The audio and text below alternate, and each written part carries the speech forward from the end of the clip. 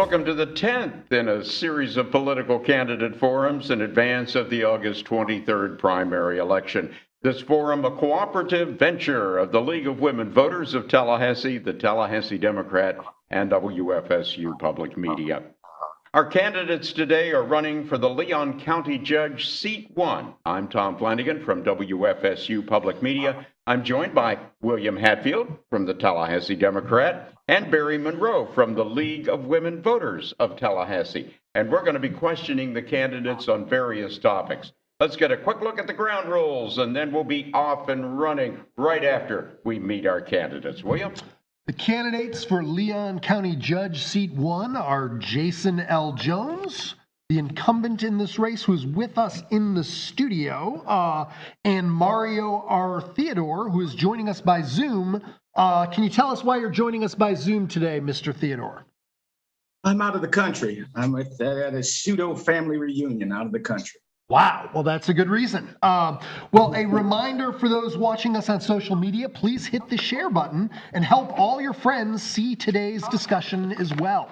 Here is how the forum will work. We will rotate which candidate gets to answer first. We have a lot of questions, so we're going to ask the candidates to keep your answers to about 60 seconds, sometimes shorter for follow-ups. We will kind of give you the time frame on each one. We will be keeping time, and we have a very high-tech way of letting you know when you've allotted your time. You will hear a bell, and it will sound like this.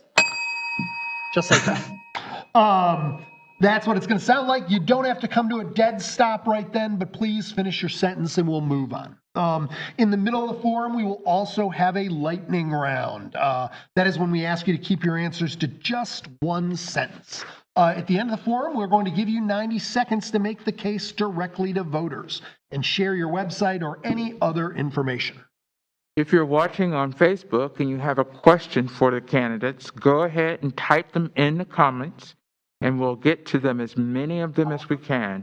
Time is very limited, so you can improve your chances of your questions being asked if you keep it brief and polite. Make it a question applicable to all the candidates. Candidates, any questions before we start? No, sir. Then let's jump in with the first question. Okay, thank you, Mr. Monroe. You know, many of our audience members perhaps are not as familiar with judicial candidates as with the other types of folks who are up for vote. So if we could ask each of you to give us a little synopsis of your background and what qualifies you for this office, and we'll do each of those responses in a minute. And Mr. Theodore, if we could start with you, please, sir. Sure. I've been a licensed attorney in Florida since 2007. However, I started out as a CLI, which is Certified Legal Intern in the 19th Circuit Public Defender's Office. I moved down to Florida in 2006. I'm originally from Chicago. Prior to that, I was a law enforcement deputy with the Cook County Sheriff's Department and the Cook County Department of Corrections. After graduating from law school, I came down to Florida in 2006.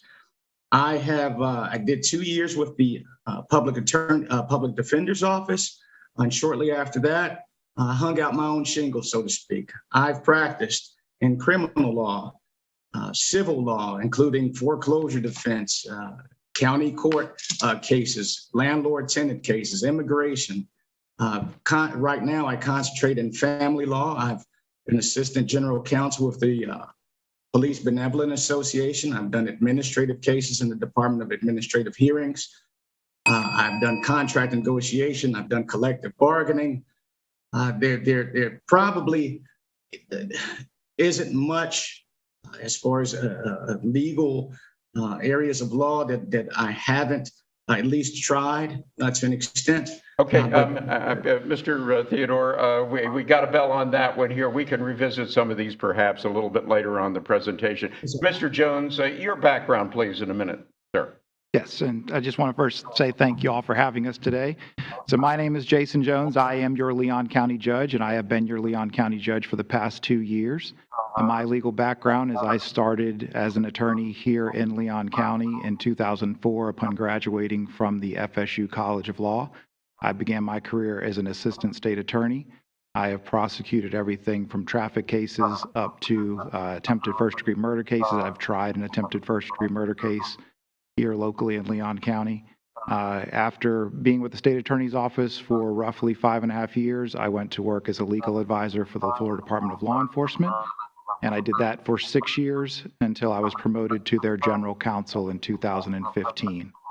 From 2015 to 2020, I served as FDLE's general counsel, handling everything that the agency is involved with, which is administrative hearings, administrative law, contract law, complex civil litigation, employment law. I assisted in the drafting of legislation, and I've been your county judge for the past 2 years, presiding over thousands of cases. Thank you, sir. A couple follow-ups, if we could here. We went through the nuts and bolts of each of your resumes, but let's veer a little bit more into the philosophical realm, if we could. And starting with you, Mr. Theodore, could you explain your judicial philosophy in plain English? A minute for that, please, sir. My judicial philosophy is, in short, to follow the law. My job isn't to, or a judge's job, or my philosophy is not to create laws. That's not the branch of government that a judge sits in. That said, the law is the law. However, if there is discretion to judges to make certain decisions based upon specific details, in that discretion, I believe that judges should have some sensitivity and empathy and experience with the diverse demographic that's in the area that they're judging over, so to speak. So that's my answer in short. Okay, very good. Mr. Jones, your turn. So I also believe the judges should follow the law as written, apply it to the facts of the case. County court, we do have a lot of discretion, so there is a lot of opportunity for us to use our experience and our background to be compassionate when we're dealing with individuals, and we have a lot more discretion than they do in circuit court. We shouldn't let our personal beliefs get in the way. We should just follow the law as written. And I have a very diverse experience being a county judge in this county for the past 2 years. I have had a lot of people from different backgrounds appear in front of me, and I have proven time and again that I am fair and impartial and follow the law. All right, sir, if we could stick with you for just a moment for a final follow-up on that. What, to your way of thinking, differentiates you most greatly from your opponent in this race? 45 seconds, please. Well, I don't really know my opponent in this race, so I can't say how we differ, but I just believe in following the law, being fair, and being compassionate. Okay, very good. Your thoughts on that, Mr. Theodore, please. I agree with Judge Jones. I don't believe that as far as what our answers were, that there is much differentiation in us believing that the law should be followed. And I don't want to, I have nothing adverse to say. I'm not sure of how our thinking may differ. Okay, thank you. All right. Judge Jones, you'll have 1 minute to respond to this as well, Mr. Theodore. In your professional opinion, what is the cause of the high rate of incarceration of people of color in our community? Lack of resources in that community have created an atmosphere that has just caused a lot of people to turn to a crime as a way to try and help just get by. And so, I think that as far as what we as a judiciary can do, we're pretty limited. Once the case has come before us, at that point, we can just follow the law and be fair and try and explain to everyone what is going on.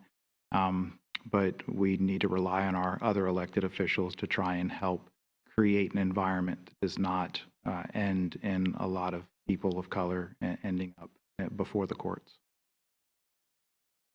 Thank you. Mr. Theodore?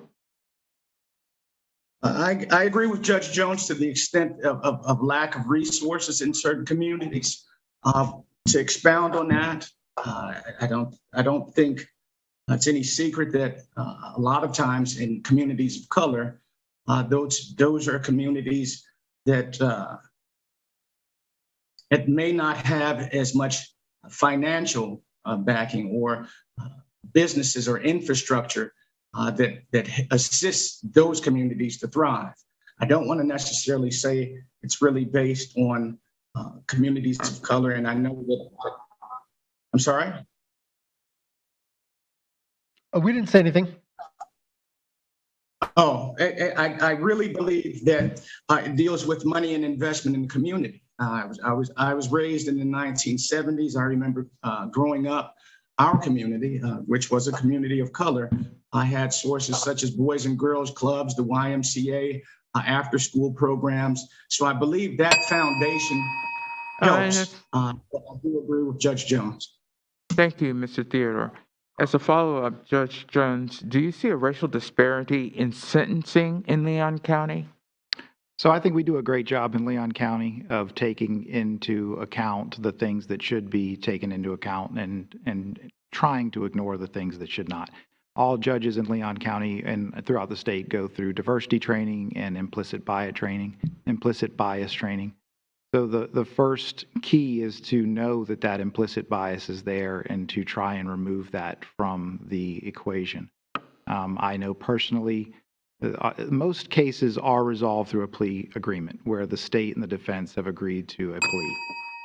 But when I have discretion, I try and not use anything other than the facts that are supposed to be used in determining a sentence. Thank you. Mr. Theodore, do you see a racial disparity in sentencing in Leon County? I don't know statistics of that to answer it with being fully informed. To answer the question in a general sense, there appears to be some disparity when it comes to, let's say, lack of fair, say, communities that have certain, whether they're good schools, whether they're business investment. So I believe that goes hand in hand with any disparities that may be apparent. Thank you, Mr. Theodore. Judge Jones, what are your views on whether the court as a whole deals effectively with racial and gender bias in the judicial system? So I think that goes back to what I was just saying about our training. We do a good job of trying to make sure that judges are aware of the implicit bias of perceived inequities and try to make sure that that does not go into any decisions that are being made. I know I personally treat everyone fairly that becomes before me, and I think that that is evidenced in the group of people who support me, who make up all different areas of practice of law and all different various races, because they know that for the past 2 years that I have been fair to everyone who appears in front of me. Mr. Theodore, what are your views on whether the court as a whole deals effectively with racial and gender bias in the judicial system? I will say we've had a similar question before. What I'll state is people. I mean, we're all people, whether you're a judge or someone who's voting for a judge. People have biases, prejudices, as much as you try to tamp them down. That's just the truth of it all. So I do believe that going to class and learning how to identify certain presumptions that you may have is definitely a help. However, I do believe that the best way to address any disparity or implicit bias is to actually have lived in different or in varied demographics so you can immerse yourself in dealing with any biases that you may have or to at least dissipate them. Okay, Mr. Theodore, what experience do you draw on that would allow you to relate to the diverse public that might come before you as a judge?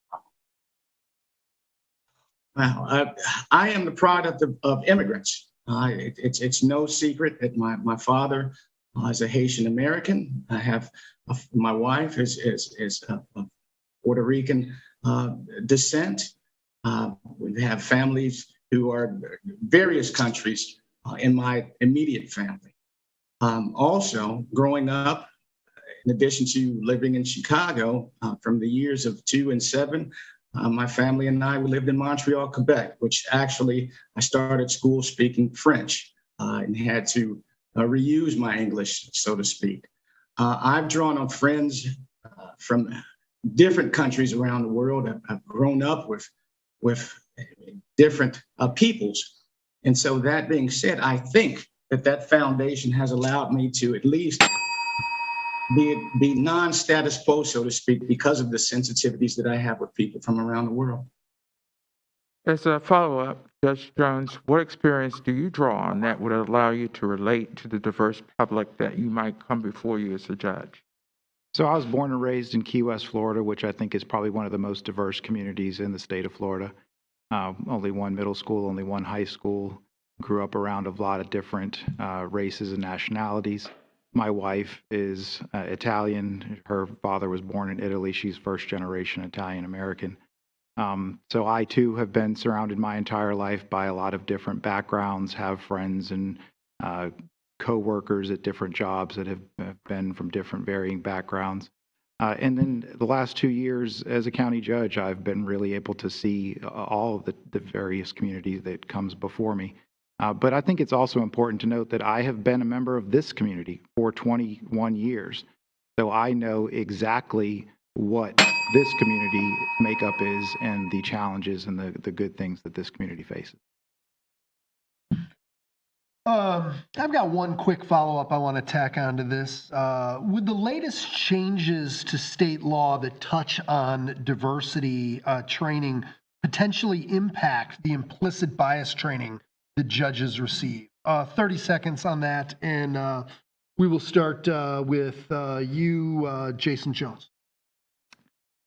So I think that the diversity training and the implicit bias training that we currently get is very thorough. It's days long. I don't know how the new training that is going into effect will affect that, but so far I know what we have has been very thorough and very effective. Mario Theodore, same question. As I kind of touched on in my previous answer, I believe that any improvement to training in and of itself isn't going to magic wand any sort of bias away. It's a step in the right direction. So any improvement is better. I think the improvement needs an improvement. But any step in the right direction is a good direction to step in. All right, so we're going to change the topic here a little bit. Mario Theodore, tell us about an instant in which you faced an ethical dilemma and how you resolved it. You have 1 minute, and I'm looking for a specific instance in which you faced an ethical dilemma and how you resolved it. Ethical dilemma. Wow. And as being an attorney, is that the specific question? Or just sure, and it could be an attorney or it could be life. Either is going to show your decision-making process. Okay, I'll give you an example of an ethical dilemma. As a former law enforcement officer, you may be in instances where colleagues may be doing something that ethically you don't identify, or empathize, or agree with. And that being said, drawing on seeing an instance without going further into it, it was either A, do what I believe to be the right thing, or B, do what was the status quo, or to be a part of the group. And I chose the former. I did the right thing. I did what was true to my values. I moved in that direction as opposed to wanting to be accepted and part of a group. Thank you. Jason Jones, same question. So, I mean, I think the easiest answer to that question is do the right thing. As an attorney, of course, you're faced a lot of times with different things that you could choose to sweep under the rug in order to help your case, or report to the other side. As a prosecutor, that comes up all the time, evidence that wasn't submitted on time, and or evidence that is exculpatory to the defendant. And in every instance, it wasn't really a dilemma. It was just a decision of, this is something that needs to be done because it's the right thing to do. At FDLE, we always had what we called the capital steps test, and that was if you could stand on the Capitol steps and justify your decision to the public, then it was the right decision. But if you couldn't do that, then maybe what you were thinking about doing was not the right thing. So it just all boils down to doing the right thing. Thank you. Jason Jones, a follow-up question. What do you feel is the role of God or your faith, if any, in your decision-making process? And you have 45 seconds to respond. So my belief in God should not affect my decisions. Every morning I do pray for God to give me wisdom and patience, but that is where it ends. When I put on the robe and I take the bench, my decisions are based upon the law and what the law says and what the facts of the case are. And that's where it ends. Your religious beliefs or your personal beliefs in any matter should not affect your ability or your decision as a judge. Thank you. Mario Theodore, same question.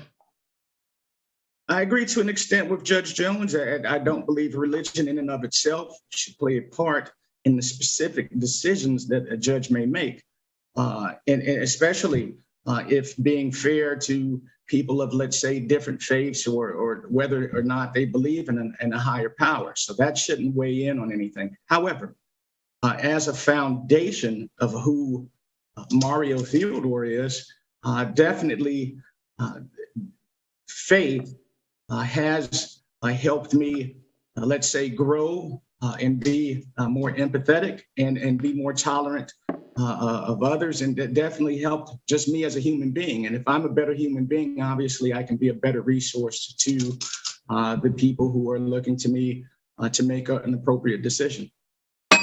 We have a three-parter coming up for each of you here. Number one, how do you define restorative justice? Second, would you implement this concept in criminal cases? And third, please explain your answer, and you have a whole 45 seconds in which to do that. And Mario Theodore, if we can start with you, please, sir. Assuming restorative justice means to an extent, I'm not sure. In what I'm unclear on if whether restorative justice means to, in a criminal sense, restoring or making the so-called state or victim whole, or restorative as opposed to, let's say, a rehabilitative sense. So that's where I'm unclear on what that phrase means. However, if it means the former, then my viewpoint is definitely that restorative justice, if it deals with restoring a victim or the state, it should be. I believe that that's hand in hand. Decisions should be based on restoring the balance of what was imbalanced. Secondly, if we're talking about from a rehabilitative standpoint, if that is appropriate, let's say, then that said, I believe in that also. I believe that all humans are fallible. And so that being said, if there's an opportunity, I think people make choices and decisions that 20 years later may not be the same person or choices that they would make. So at any time that there's an opportunity to help people, especially in a criminal sense, if that's possible, then I'm definitely for that as well. Okay, thank you very much, sir. Jason Jones, your turn on that one, sir. So restorative justice is the rehabilitation of an offender through reconciliation with the victim and the victim's family and the community. One of my good friends and classmates from law school is very big into restorative justice in Leon County. So I am always open if both parties are open to entering into the process. It's not something that can be forced onto victims, so you do have to have the victims willing to participate. But if both parties are wanting to participate, that is something that I am a big proponent of and would be happy to help facilitate it. All right, sir. And while we're with you here and in the realm of definitions again, judicial activism, how do you personally define that? I personally define judicial activism as a judge inputting their own personal beliefs into the decisions that they make to follow the law or not. It is very clear that our role is not to create law, and even if we don't agree with the law, we need to make sure that it is followed and that we interpret the law as it's written. So judicial activism would be in putting your own personal beliefs into your decision of whether to follow a law or not. Okay, Mario Theodore, your definition of judicial activism, please, sir.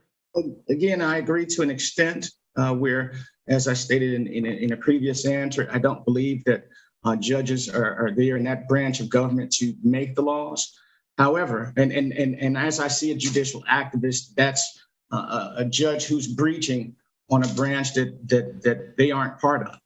However, when discretion is allowed, then obviously to impart some world knowledge, impart some personal viewpoint, if the discretion is allowed, then it's possible where that may be a plus. But I don't want to present, I guess, an imbalanced answer where at its base, activism is breaching into a branch of government that you aren't part of. Gentlemen, I guess our next question is, what alternatives to incarceration, if any, would you suggest to reduce recidivism in the judicial system? Judge Jones, you get the first shot at that. So in Leon County, I think we do a pretty good job of having different programs for diversion, which those are implemented by the state attorney's office or through legislation. But we also do a great job in Leon County of different treatment courts. I myself am the judge for the mental health court in Leon County. And the goal of that court is an alternative to either sanctions or incarcerations. We get individuals who have mental health issues, who our goal is to try and get them stabilized, get them back on their medications, and then ultimately dismiss their case. And then there's similar systems for our drug court and our veterans treatment court. So I think any system that we can have to try and reduce the amount of incarceration, and with the larger goal of reducing recidivism, is a good goal. And I'm open to any suggestions from the community for ways to do that we're not currently doing that. But I think that we do a pretty good job of it. Mr. Theodore, would you please respond to the question? Yes, sir. As far as, let me just address it again. I believe Judge Jones hit on some good points. I personally used to be the attorney, the 19th Circuit's representative in diversion court, which includes mental health and drug court. Those courts do work. I've had clients go into the Veterans Court as well, which is a diversion court for our men and women that have served in the armed forces. I do believe those are definitely good programs. However, it may not be enough to reduce recidivism. It goes back to, again, what I believe may be an assistance where there are different programs in the community.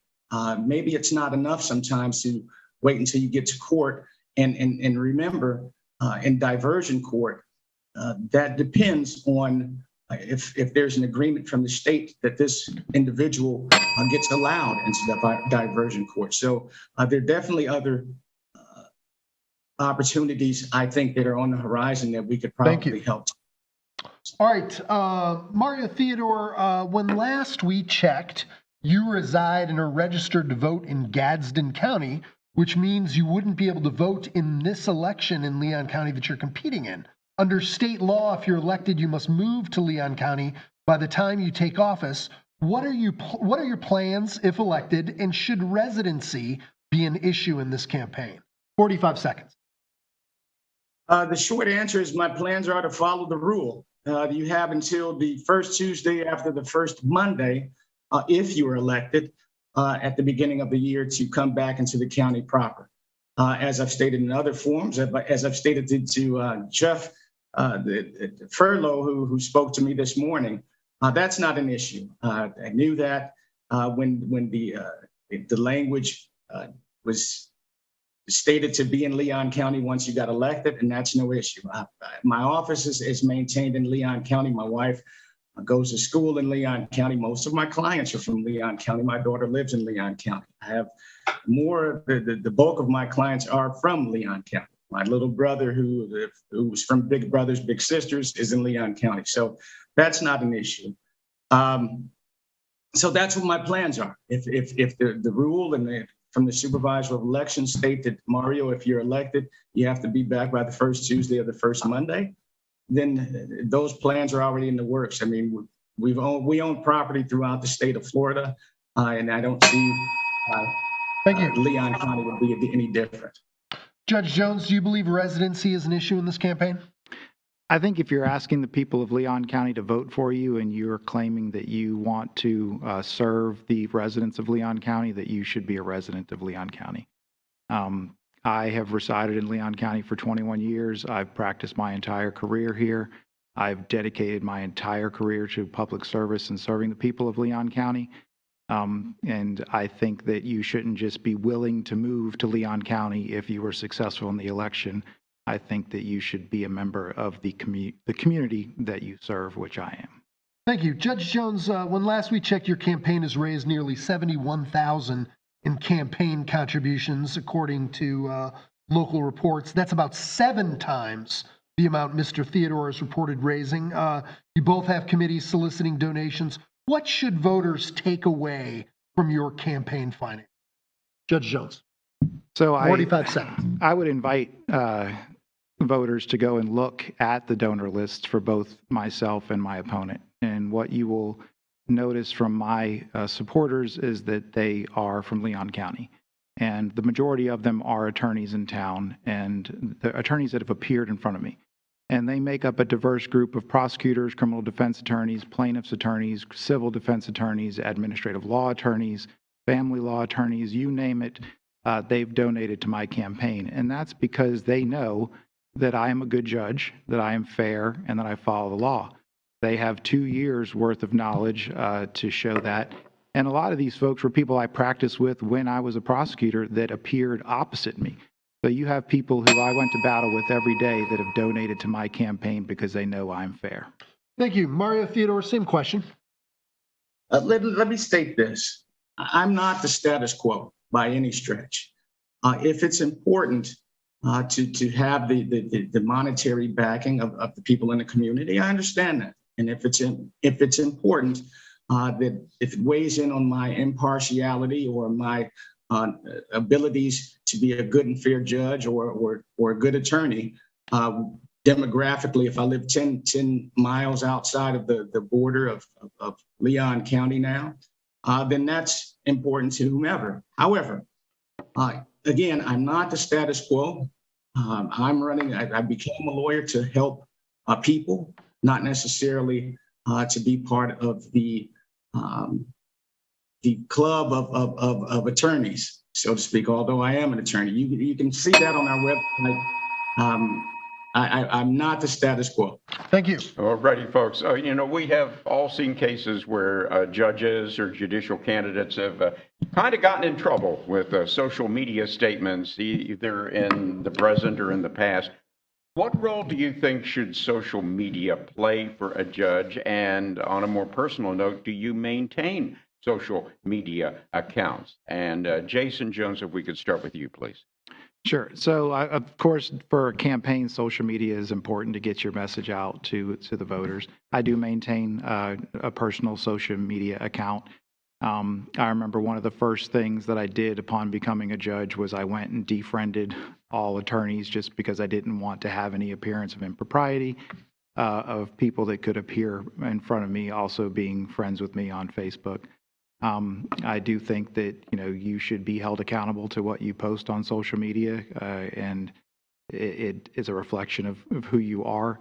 If you look at my social media, it's just a bunch of pictures of families and my family on vacations, different things like that. But I do think that you have to be careful with social media. Of course, I have a Twitter account, I have an Instagram account, but it's all things that are now really geared towards just helping get the word out for people to vote. Okay, thank you. Mario Theodore, your turn, sir. Social media, as far as being a small business owner, an entrepreneur, social media is necessary in this day and age for marketing. So in that vein, our office has had social media. Personally, I haven't up until, again, running for the seat. Again, I maintain social media for the office, but personally, not so much.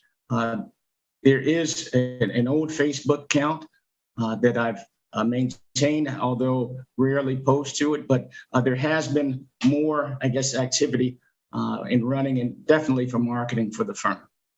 Is it important for a judge to have social media, or my thoughts are on that? Probably not. I mean, and like Judge Jones says, if he's just posting family pictures and such, I think that's fine. But there's a fine line between what you should do and what you shouldn't as far as social media is concerned. Thank you. Thank you. All right, so we're going to change up the speed a little bit, and we're going to do our lightning round. Here's the way it works. Most of these questions are either kind of yes or no or simple answer questions. Usually I'm looking for that yes or no and then a sentence of explanation on.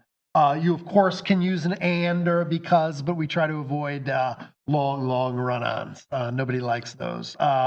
Mario Theodore, we're going to start with you. Are you now or have you ever been a member of the Federalist Society, which describes itself as a group of conservatives and libertarians? Mario Theodore. No. No. Why or why not?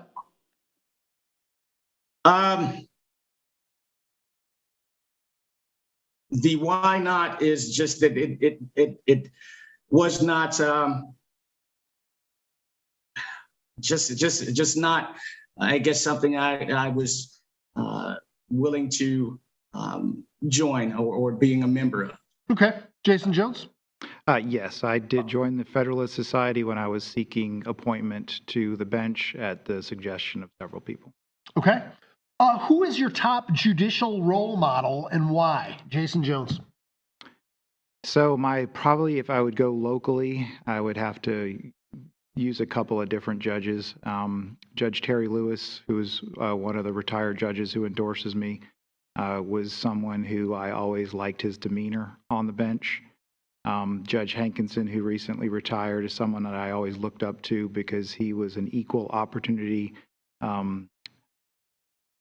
person that made you follow the rules and made sure that you were on your toes. Thank you. Mario Theodore, same question. In short, I've never had that question, but if I was going to seek out a role model, it would be Thurgood Marshall, because first Black Supreme Court Justice, definitely his work with the NAACP, and just what he's done for the people of color, our community. Thank you. In itself. You anticipated my next question, Mario Theodore. What U.S. Supreme Court justice, past or present, do you most admire? My answer hasn't changed. I most admire Thurgood Marshall just by being a trailblazer and his attitude about. There's a quote of Thurgood Marshall's that it stands for doing the right thing. I think the question was asked, is it following the law or doing the right thing? And he says, always do the right thing. Or Thank at least you. that's my understanding. All right, Jason Jones, same question. So we'll go back a little bit in history. One that I've always admired was James Wilson. He was one of the first Supreme Court justices. He's one of our founding fathers, and he's one of only a handful of people who signed both the Declaration of Independence and the Constitution. Thank you. Jason Jones, how do you feel about cameras, still or video, in the courtroom? We currently allow cameras in the courtroom. I think that, if there were going to be a big case where you'd have to have multiple cameras, I'd try and come to an agreement where there would only be one that the pool would use, just for lack of chaos in the courtroom. But I'm for cameras in the courtroom. Mario Theodore. I am for cameras in the courtroom. We live in the sunshine. I'm all for them. All right, thank you. The question we solicit questions from the community. The question I'm most asked by voters to ask the candidates has little to do with the local judges race, but it's become a litmus test for many voters and speaks to our democracy at large.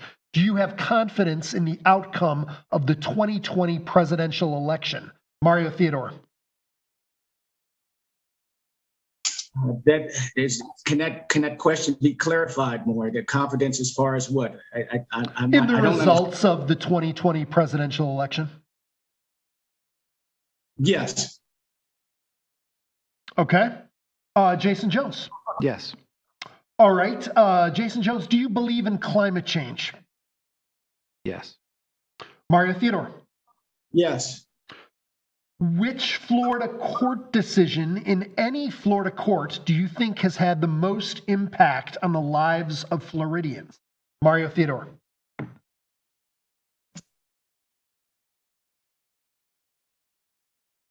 Bush v. Gore. Okay. Jason Jones. One that comes to mind is Gideon versus Wainwright. That's the case that created the public defender's office. It's probably had the biggest impact on Floridians and the country. Okay. Jason Jones, outside your legal career, what do you believe your biggest contribution to the community has been? So that's a tough question because those are kind of intertwined. I've always been a public servant. I never went into private practice and sought, to improve my financial status by doing that. So I've constantly served this community through my work, either as an attorney or as a law enforcement officer with FDLE, and also just through my family. Thank you. Mario Theodore, same question. Could you re-ask the question, please? Sure. Outside your legal career, what do you believe your biggest contribution to the community has been? My biggest contribution has been to this community has been just being a mentor to my little brother with the big brothers, big sisters. Definitely outside of the legal career. Well, law enforcement was not in this community. So just the things that I'm doing, and obviously they're still in the legal career, but the pro bono work that I'm doing. Thank you. Work. All right. And lastly, name 3 personal traits that describe the knowledge and disposition you would bring to the court. I'm just looking for almost 3 words. 3 personal traits that describe the knowledge and disposition you would bring to the court. Mario Theodore. Empathy, diversity, tenacity. Thank you. Jason Jones. Fairness, compassion, and patience. Thank you. You guys made it through the lightning round. Well done. Very good. Let's see. I think we are going over to Mr. Monroe. Thank you very much, Mr. Flanagan. What do you believe are the greatest obstacles to justice in our judicial system? You have 45 seconds. We'll start with Judge Jones, please. Money.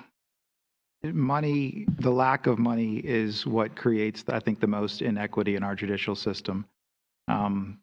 People not being able to hire the attorney that they want, and that's not only in the criminal realm, which we see just a public defender's office that is extremely overworked because of lack of resources and lack of resources from people that need to have their services.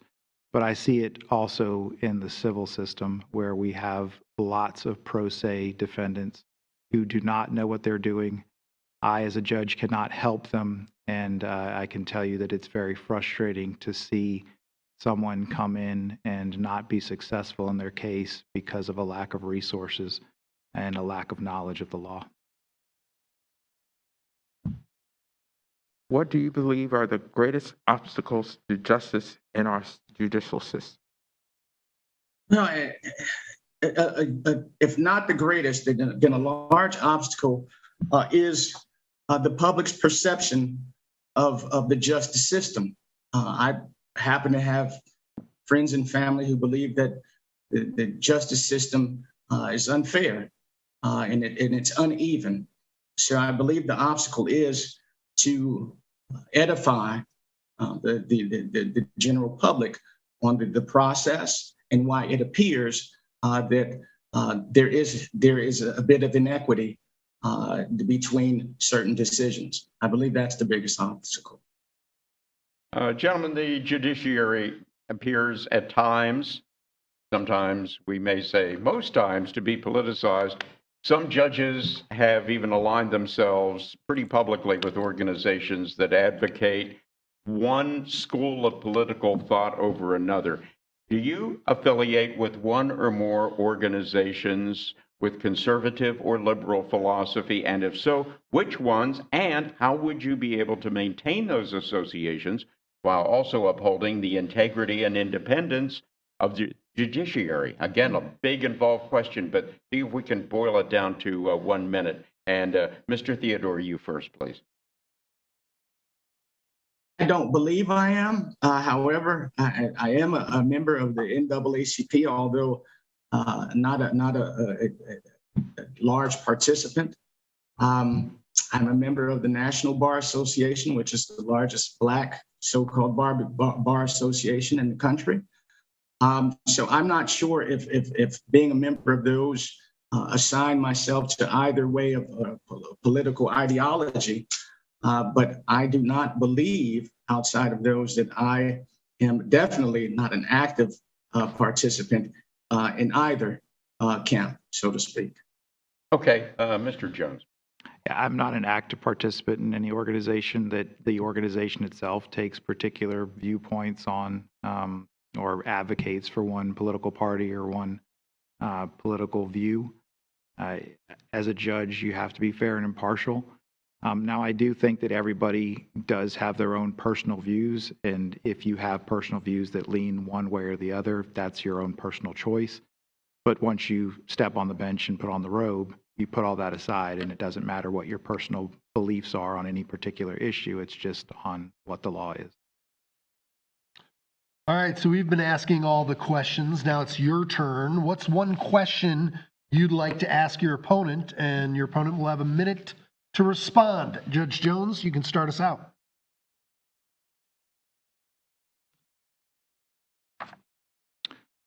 There were several judges that were up for retention or reelection this cycle. Why did you choose me? There wasn't so much of a choice of you. Just so happened that there were two, if I recall correctly, there were you and Judge Newland. There were two seats up, and you happened to be seat number one. As I've told you personally, that this was nothing personal. There was nothing against you. We've never met each other prior to going through this. Sure, then and now, it was nothing personal. Never has been. It just so happened that you were one of the two. And the one had to be pulled. Mario Theodore, what's the question you'd like to ask Judge Jones?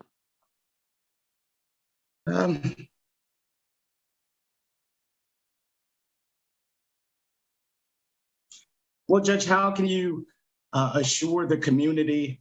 I know you, for the last 2 years, you've stated you've been fair and impartial. That's how you've been fair to everyone through these last 2 years. How can you assure the community that this is not just because you're running against a Black man, that it will still be consistent after this? So it's not just the last 2 years. I have been an attorney for 18 years. So I practiced law in this community for 16 years. 5.5 of those years was as a prosecutor. And throughout my entire career, I've shown that I can be fair, and I am fair to all people. And that is evidenced by some of the endorsements that I've recently received, like Ben Crump, who is a renowned civil rights attorney, endorses me for this race. So I don't think if people were worried about there was any doubt whether I could be fair and impartial to all people, just because I am white, I don't think that they would endorse me and put their name behind me. So I think that the community should take a look at my endorsements and ask people who have appeared in front of me, and they will tell you that this is not just a fluke for the last 2 years, that my entire career I've been fair and impartial and treat everyone with respect. All right, y'all made it to the conclusion part of our show where you're able to make the case directly to voters. Mario Theodore, you're going to start. You have 90 seconds to talk directly to voters. You're welcome to share your website as well if you like, and you get to start us out. Okay. First and foremost, the website is Theodore, the number 4 judge, 2022.com. And you can also look at the firm's website is fairpricelegal.org, FAIRPRICE, legal.org. I give you those websites because a lot of information is worn on my sleeve about me. Judge Jones asked me about entering this race and why I chose him. And as you heard, I did not choose him. It just happened to be 2 seats. Lately, there have been a lot of questions about Gadsden County or where I reside. Again, I became an attorney, not for status, not to be an elitist. People who know me, people who have asked me, there's definitely a story behind becoming an attorney. I went to school to be a journalist after law enforcement, and that's what I intended to do. I became a lawyer to help, not for money, not for status. The judgeship, again, there was a conversation that I had with an attorney in Leon County, and as a result of that conversation, I believe that as a result, there was a need. Again, if that need is being met by Judge Jones, then I'm happy for the citizens of Leon County that that's the appropriate, it is the appropriate choice to be made. I know Judge Jones states that he has endorsements by attorneys like Ben Crump, and if that's what the litmus test is, then that's great. Thank you. Again, you're welcome. All right, Judge Jones, you get to close us out. All right. Thank you all again for having us. I would just like to say that as a longtime member of this community, I've been humbled and honored to serve as your Leon County judge for the past 2 years. I have shown that I can be fair and compassionate, and that is evidenced by the people who support me in this race. I have a tremendous amount of local support, which I am humbled by every time I see it and hear people tell me that I'm starting to hear people now saying, I voted for you. They've received their mail-in ballots and they've cast their ballot already. And I never wanted to be a politician. I never wanted to do that as part of this role. I always wanted to be a judge, but not a politician. So that's been something that is a little bit getting used to. But being a judge has been the greatest honor of my career. Serving the people of Leon County has been the greatest honor of my career. So I just ask for you to please vote for me and let me continue to serve this great community. Thank you. Folks, that brings us to a screeching halt on this particular candidate forum. Our thanks to the Tallahassee Democrat, the League of Women Voters of Tallahassee, WFSU Public Media, and the candidates for joining us for this program. You can find a replay of the forum on our YouTube pages, along with Tallahassee.com and WFSU.org. The recorded broadcast, the audio portion of it, will be played Tuesday, August 2nd at 11 in the morning on WFSU 88.9 FM. Our next live web stream forum will be Wednesday, July 27th at 1 p.m. and it will be with the 4 candidates for Florida State House District 8 Democratic primary: Hubert Brown, Gallup Franklin, Gregory James, and Marie Radigan. And you can look for our special election section of the Tallahassee Democrat with interviews with all the candidates on the ballots, including these 2, which will be printed and inserted in the Sunday, August 7th edition. You can also stay with Tallahassee.com for all the latest election news. We also invite your questions, and we use them. Really easy to send questions for any of these forums to news@Tallahassee.com. Beyond that, I'd like to thank the candidates. I'd like to thank all those who were watching today and the excellent crew here at the WFSU studios. Thank you all so much. Have a great day.